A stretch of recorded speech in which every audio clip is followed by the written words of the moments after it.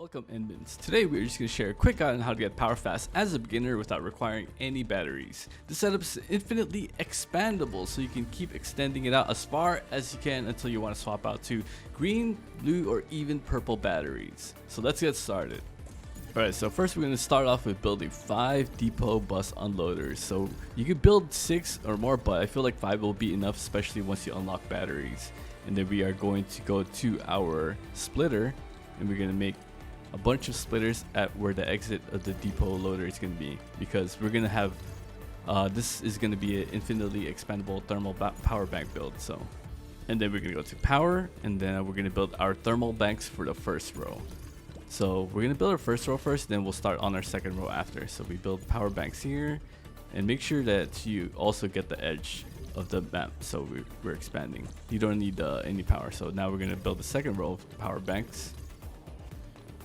After we build our second row of power banks, we're going to build another, and then now we're going to build another splitter. By now you should see how this is going to be set up for our infinite thermal power bank extension, right? So it just keeps going on and on and on, and you can add more lines. So from here on out, you just want to connect all of the dots and make sure that you have the starter material originium or each one of all the depot loaders. So we're going to fast forward real quick so that you can see how I'm connecting each and one of the conveyor belt. It's a pretty simple process, but you know, if you're too lazy to do this whole setup yourself, you might as well copy the blueprint that I provide below or in the comment section.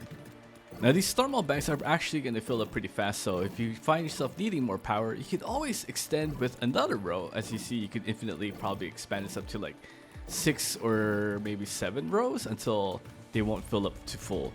But then once you actually finish everything and then you have access to batteries, or you want to start making and producing batteries, you can then swap one of the original ores to either a green, blue, or purple battery, which is much more efficient. Ideally, once you swap to batteries, you won't need as much thermal banks, but for those who wants to rush to endgame or save batteries for turning in at outposts, then this is the perfect setup for beginners as it only uses starter materials. Alright, that should be it for the quick guide. Hope you found it helpful, and if you did, let me know in the comments section below, or if you have any other better types of setup for infinite battery or like expandable stuff, hey, let me know in the comment section, and I will see you guys in the next video.